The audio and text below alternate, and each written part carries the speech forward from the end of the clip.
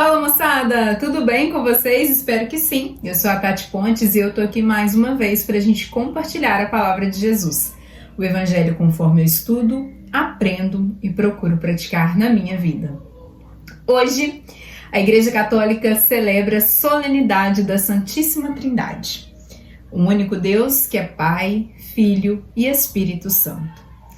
E a gente vai meditar a palavra de São João, o capítulo é o 3, os versículos do 16 ao 18, que nos diz o seguinte: Pois Deus amou tanto o mundo que deu seu Filho único, para que não morra quem nele acredita, mas tenha vida eterna. Porque Deus não enviou o seu Filho ao mundo para condenar o mundo, mas para que o mundo seja salvo por meio dele. Quem acredita nele não é julgado. Quem não acredita, já está julgado, porque não acreditou no nome do Filho único de Deus.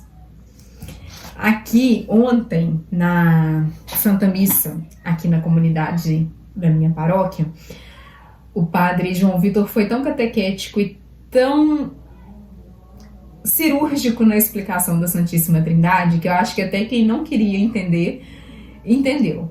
E aí entendeu que a gente vai aprofundar na Santíssima Trindade, vai mergulhar nesse mistério, mas a gente nunca vai desvendar ele, porque não nos compete.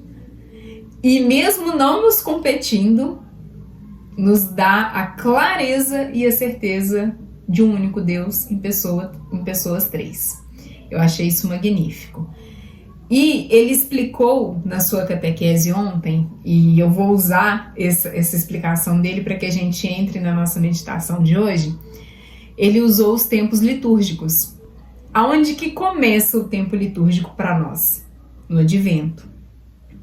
Na espera de Jesus, né? Na espera do Messias. Vem o Natal, ele nasce. Depois do Natal, a gente começa uma parte do tempo comum, da sua vida pública, da sua vida, né, que deixou escrito para nós.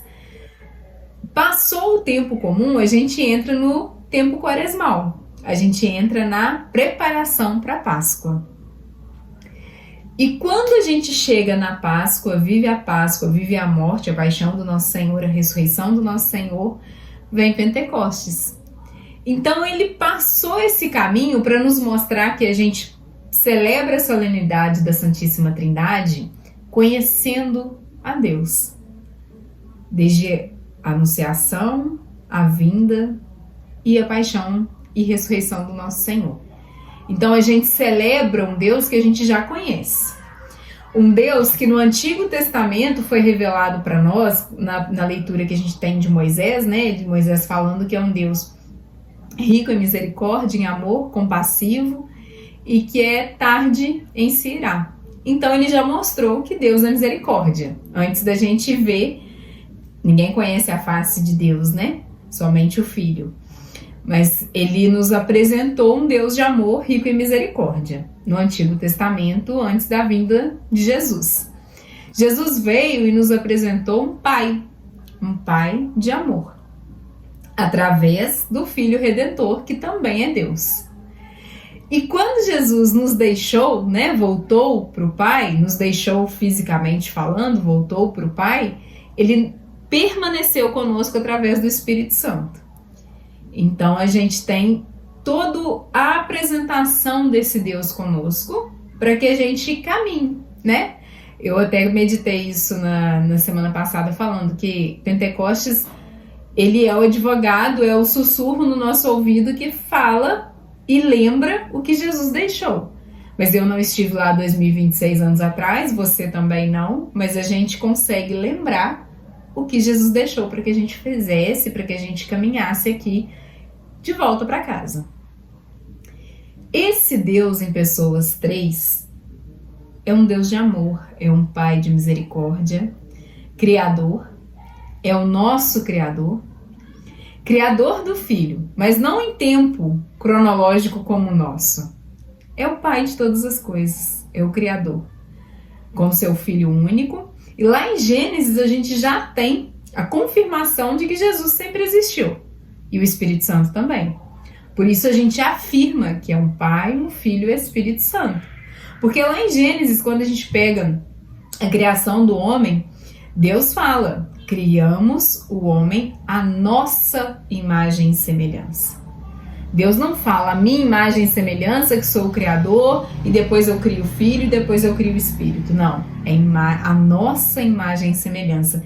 Esse detalhe faz toda a diferença. Que Deus ali já cita o Pai, o Filho e o Espírito Santo. Um Deus em pessoas três. Por que essa divisão? Como eu disse, não nos compete desvendar. Mas é lindo saber que um Deus de amor pode se dividir em três para que a gente consiga sentir o seu cuidado em cada momento, né? Um Deus justo, um Deus misericordioso, um Deus que está pronto para nos perdoar, que nos criou, né? O Pai Criador. Tem um Deus Filho Redentor, né? Que pega as nossas misérias, acolhe as nossas dores, as nossas coisas que nos afastam dele, pega e pela cruz nos redime, nos salva. É o elo e a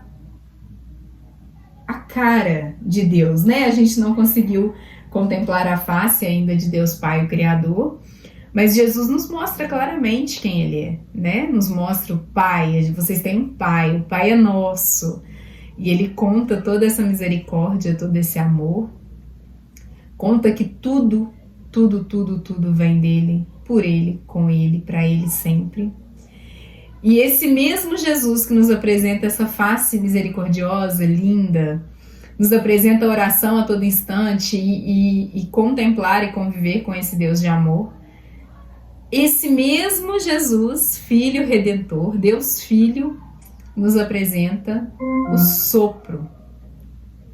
Esse mesmo Filho Redentor nos apresenta o sopro, nos apresenta o Espírito Santo, aquele capaz de nos manter firmes, fortes, confiantes no Criador que nos criou. É lindo, né? É uma história de amor que ela é costurada pelo Pai, o Filho e o Espírito Santo. Não tem como, eu usei a palavra dividir agora há pouco, mas não tem como tirar um do outro, porque são o mesmo. E esse mesmo se apresenta dessa forma para nós. Quando a gente fala de, primeiro, né, a gente tem até a nossa, né, a sequência, o Pai, o Filho e o Espírito Santo. É porque é a ordem que foi nos apresentado. Primeiro a gente conheceu o Pai, Criador, depois o Filho Redentor e depois o Espírito Santo de amor, que nos garante continuar vivendo nessa misericórdia e nesse amor do Pai. Então, o Espírito Santo veio através de Jesus, né? Mandou o Espírito Santo para nós, Deus Pai nos mandou o Espírito Santo, para que possamos sempre lembrar do Pai e do Filho. Não tem como dividir, não tem como separar. A gente só consegue viver e sentir esse amor. E eu até grifei, porque Deus que deu o seu Filho único para que não morra quem nele acredita, mas tenha a vida eterna. Porque Deus não enviou o seu Filho ao mundo para condenar o mundo, mas para que o mundo seja salvo por meio dele. Jesus não veio para condenar. Essa condenar em seguida fala, quem não acredita já está julgado. Quem acredita nele não é julgado, e quem nele não acredita já está julgado. Esse julgado, né, na tradução aqui é o condenado. Jesus não veio para separar, para dividir, para nos tirar da presença do Pai. E sim, ele veio para nos mostrar quem é o Pai. E cabe a nós esse julgamento, essa condenação ou não. Cabe a nós nos abrirmos a essa verdade. Sentir esse amor, que tá aí, né? Tá nítido, tá claro, tá escrachado, tá um amor tão revelado que nos constrange, né? Então, um amor tão nítido que a gente fica buscando ali desvendar o Pai, o Filho e o Espírito Santo por ter dificuldade em aceitar um amor tão simples, tão essencial e tão necessário. Quando a gente fala, quando a Bíblia nos diz que quem acredita nele não será julgado, mas quem não crê já está julgado, eu penso muito na ausência de Deus. Se eu não acreditar em Deus, né, se eu não crer que Jesus é o Filho único, que Jesus é Deus Filho, é insuportável. Eu penso no sentido de onde tirar as forças. Tem que ter algo mais. Eu não tenho muito lugar de fala, né, sobre quem não acredita, porque para mim é uma verdade clara e ponto. Mas quando alguém me diz que não acredita, eu fico muito pensando na dúvida. Porque se eu não acredito em Jesus, eu não acredito que ele é o Salvador, eu tenho uma dúvida. Porque tem que ter algo mais. Ou não. É só isso, pronto, acabou. Ou eu afirmo que é só isso e pronto, acabou. Geralmente a gente tem uma dúvida, né? Quando não tem a certeza e a clareza em Jesus. Mas, tanto na homilia do Padre João Vitor, quanto na homilia do Padre Mário Sartori, que eu sigo no Instagram, no YouTube, que eu gosto muito e até indico, pesquisem ele, homilia diária todos os dias. Ele tem um ensinamento novo sobre o Evangelho do dia, sobre o que a igreja nos pede no Evangelho do dia, porque eu sempre medito isso com vocês e falo. O Evangelho não é uma oração pronta para me dar respostas. O Evangelho é uma oração que vai me inquietar, que vai me fazer ver aonde eu não estou acreditando no Filho único de Deus. Em que realidade da minha vida eu estou ali deixando Jesus de escanteio e acreditando em outras coisas. Em que realidade da minha vida eu preciso ser salva hoje? Então o Evangelho para mim ele sempre é orante. O Evangelho precisa ser para nós algo que nos inquiete. É uma boa notícia que nos faz caminhar, né? Uma boa notícia que não nos permite, eu tô tão triste hoje, eu vou abrir a Bíblia assim, ó. Espero que eu tenha uma resposta. Não é para isso. A Bíblia não tem essa finalidade, pelo contrário. Ela tem a finalidade de te inquietar. A resposta está no que você vai fazer com o que você leu, né? Eu sempre gosto de frisar isso aqui. Eu aprendi que é uma forma muito inteligente, clara, de meditar o Evangelho, de estudar o Evangelho. Porque você tira a responsabilidade da sua vida, das outras pessoas, das outras situações, do externo. Se você tem a paz que excede toda a inteligência, todo o resto não vai mudar e não vai interferir na sua vida. Mas tanto o Padre João Vitor quanto o Padre Mário, os dois citaram Santo Agostinho, que eu amo de paixão. Porque eu sigo muito, eu acho linda a história de Santo Agostinho, São Paulo Apóstolo, desses grandes santos da nossa igreja que tarde te amei, beleza, tão bela e tão rara. Eu gosto muito da verdade deles e eu me inspiro muito na verdade deles, porque eu sempre falo, se para eles foi possível, eu que nasci e cresci na igreja, se eu não for salvo, é uma vergonha. Se eu não falar desse amor, é uma vergonha. Se eu não tiver claro no meu coração que Deus é Pai, Filho e Espírito Santo, é uma vergonha. Porque Santo Agostinho viveu como bem quis, até seus 30 e poucos. Muito inteligente, um homem com intelecto vasto, maravilhoso, e buscando respostas, até que ele encontrou a resposta no essencial, né? Tarde te amei, beleza, tão bela e tão nova, né? Tão antiga e tão nova. Tarde te amei, eu acho isso maravilhoso. E São Paulo Apóstolo, matando os cristãos tudo, dando espadada em todo mundo, pensa que não, morre por Cristo, né? Viver para mim é Cristo, morrer para mim é ganho.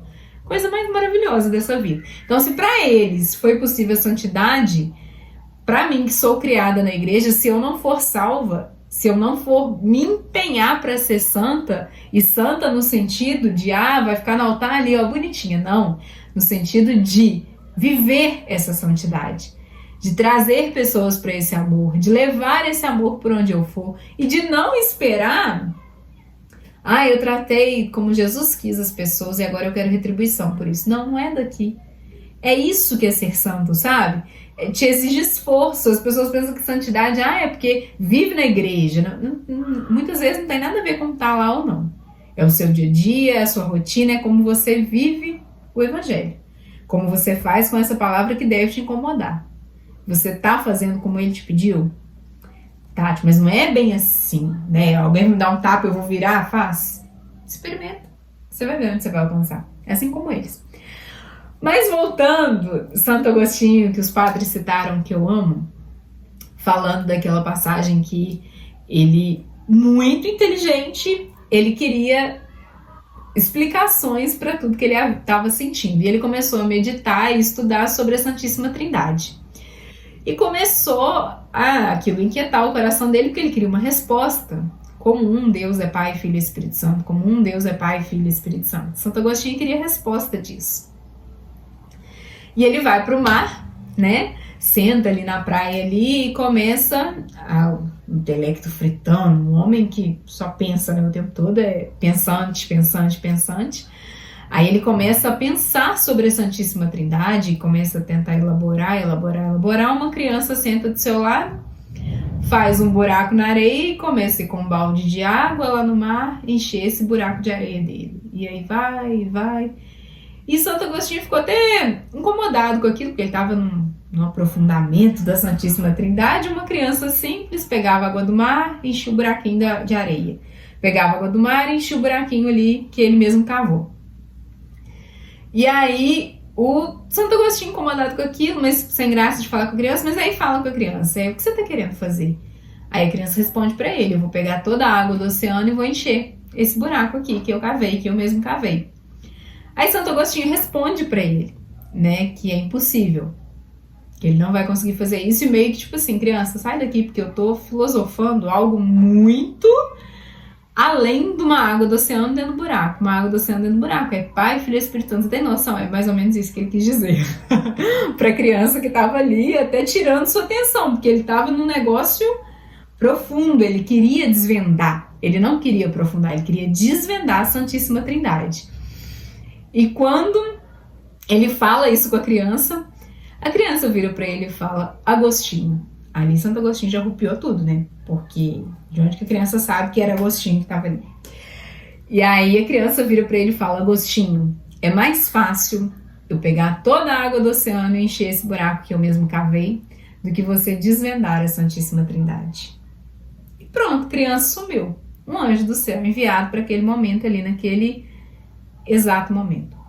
Então, assim, dicas sobre a Santíssima Trindade. Você pode aprofundar esse mistério. Busque entender mais sobre esse mistério. Essas histórias de Santo Agostinho, esses relatos que estão escritos, esses estudos de doutores da igreja que fizeram para que nós possamos, né, cristãos leigos, aprofundar, não deixe de fazer. Não deixe de aprofundar. Mas não tente desvendar. Você não é obrigado a... Padre João Vitor encerrou a homilia ontem falando isso. Não necessariamente você precisa entender a Santíssima Trindade, mas você é obrigado a adorá-la, porque você é fruto de um Pai, Filho e Espírito Santo. Sua fé é professada em nome deles. Você professa essa fé. Todos os encontros que nós começamos, o nosso batismo é em nome do Pai, do Filho e do Espírito Santo. É uma verdade para nós. A gente não vai desvendar, mas a gente vai aprofundar cada vez mais. Amém? Tenha uma excelente semana, moçada, e até semana que vem.